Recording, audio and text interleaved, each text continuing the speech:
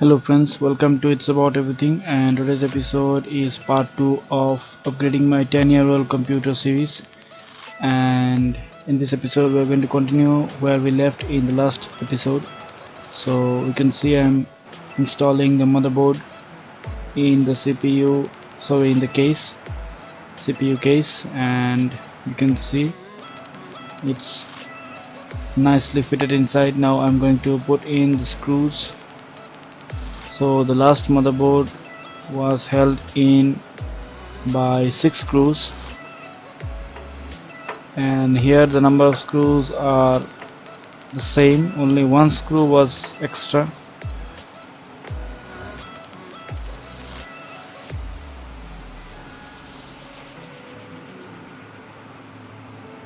So you can see I am tightening all the screws.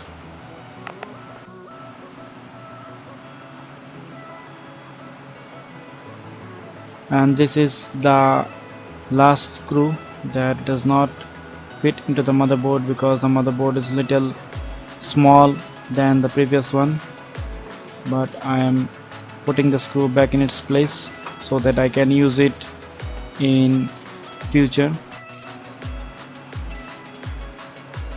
So this is the sound jack which I am going to put right there, and there is no way I can put the jack in reverse because it has an empty space in the middle which will block the jack from putting in the reverse direction.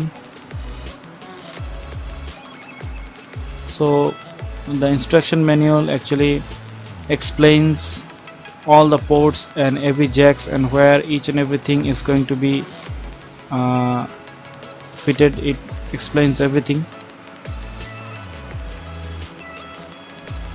You can see I'm following the schematic diagrams in the instruction manual that was provided with the motherboard.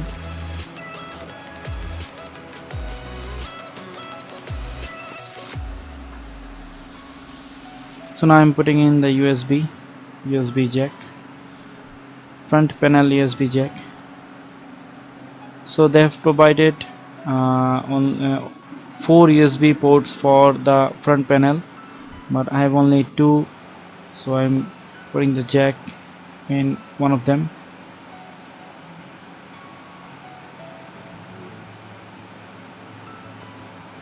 So you can see in the instruction manual that where all the indicator lights and power buttons and everything is going to be fitted. So the arrow mark you can see in these small jacks, these are the positive side. The positive is indicated with the arrow and the negative is indicated by nothing. So each of these jack has a small arrow because the indicator LEDs won't glow if I connect it in the reverse direction. So I need to put it in the right direction. You can see this is a 3-pin jack, but only 2 pin is connected. So here the green is the positive one.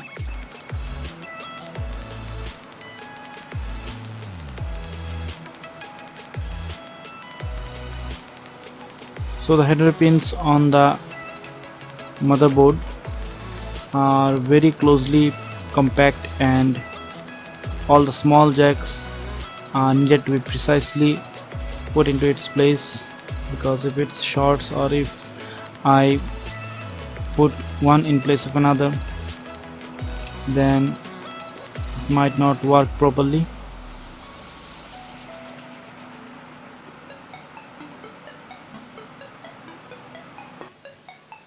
So you can see this is a close-up of the jacks where I have put them.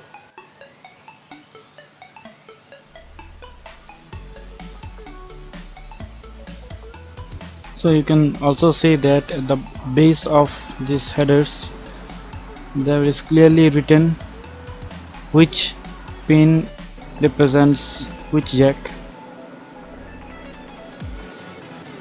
So you can see after fitting all the jacks, you can see there are a few more in the front, which is for the buzzer or the speaker, that gives the postcode warning.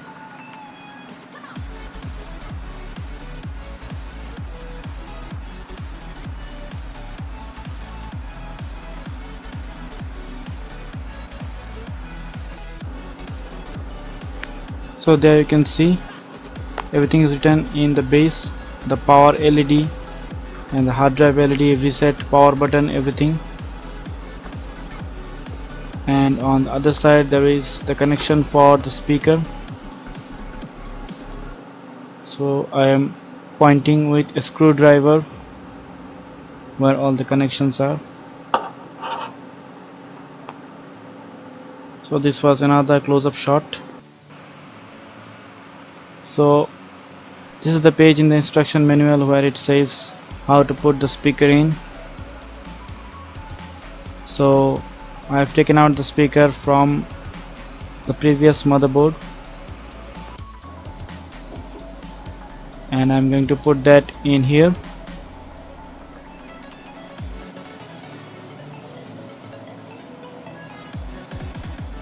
So again I'm going to make sure the polarity of the pins and the jack, otherwise the speaker or the buzzer is not going to make any sound.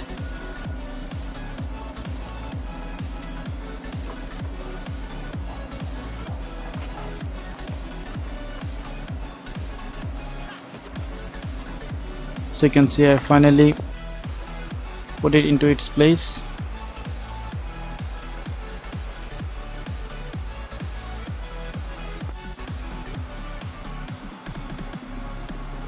So I am putting the power jack, the 12-volt power jack for the CPU.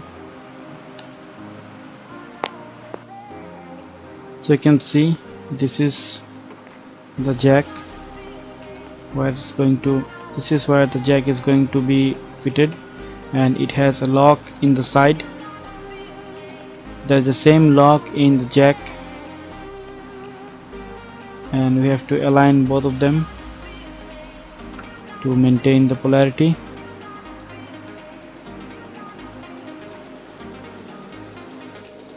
So after slightly pressing the jack in, it makes a click sound, which means it is right in its place.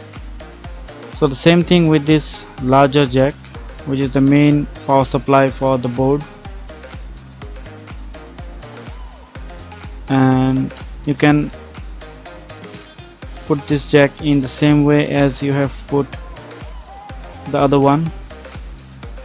So this jack also has a lock in one side and you have to align both the locks and press it in. You cannot put the jack in reverse direction because it will not fit.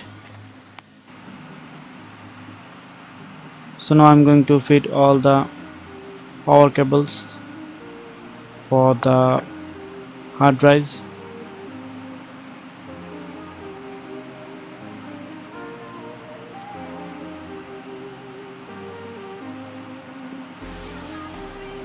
So it's not that difficult to put the jack.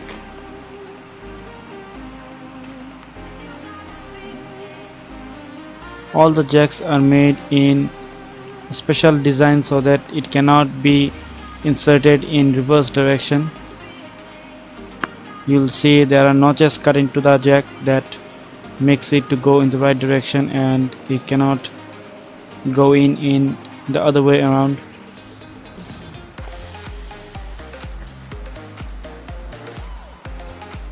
So you can see I have put the SATA cables, the two SATA cables that came with the motherboard, and I've used two SATA cables from the previous motherboard. I've used the new SATA cables for the hard drive. So these are the fans, and I'm going to wash or clean them.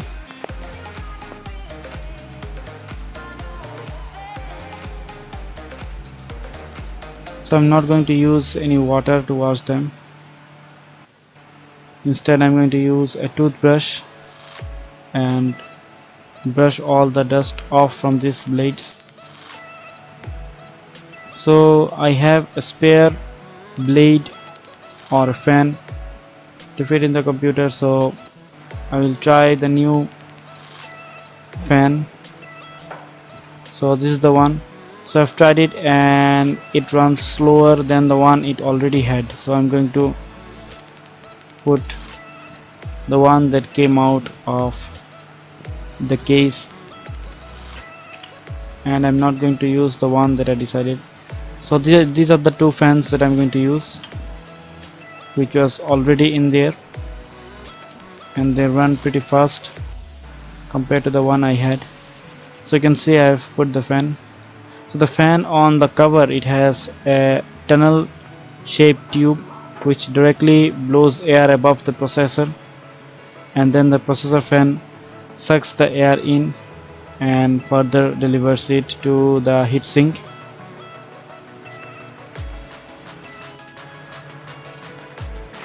So you can see I have put the side cover in,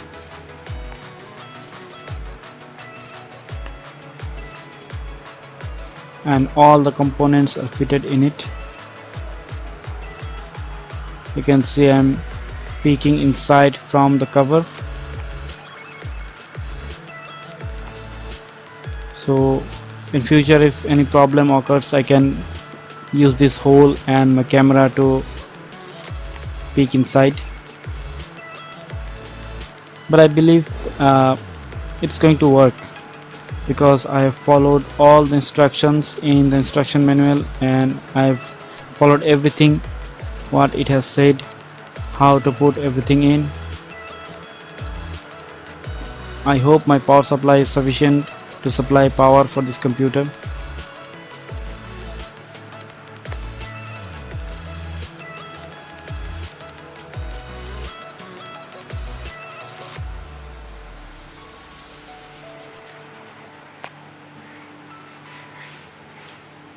So now the only thing left is screwing the side panel. So I have only one screw, the other one is lost, so I'm going to put the screw and I'm going to clean the case from the outside.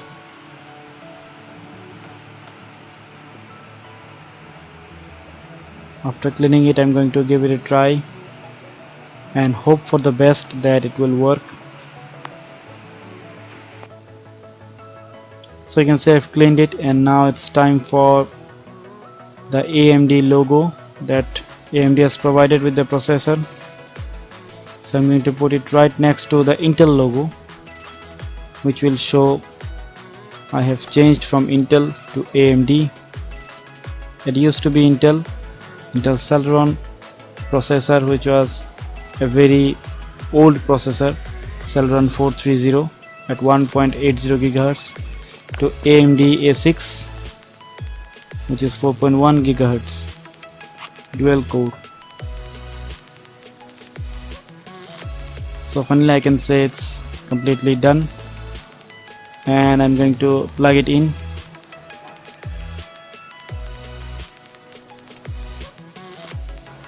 So as you can see, I have plugged the computer in and it's running. You can see the BIOS is a new BIOS. It's a UEFI BIOS, which is said to be the most advanced and the most recent updated BIOS, and it shows all the important things related to the computer, the CPU, fan speed, the temperature and everything.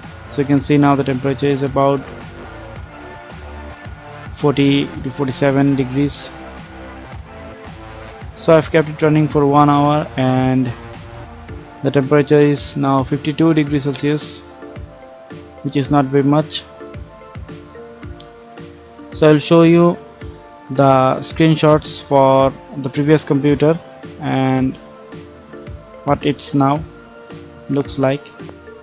So this is the shot from the previous computer, the configuration, and this is the shot now what I have upgraded to. So this was it. Thank you for watching. I hope you like this. video, and don't forget to subscribe, like and share. I'll see you later.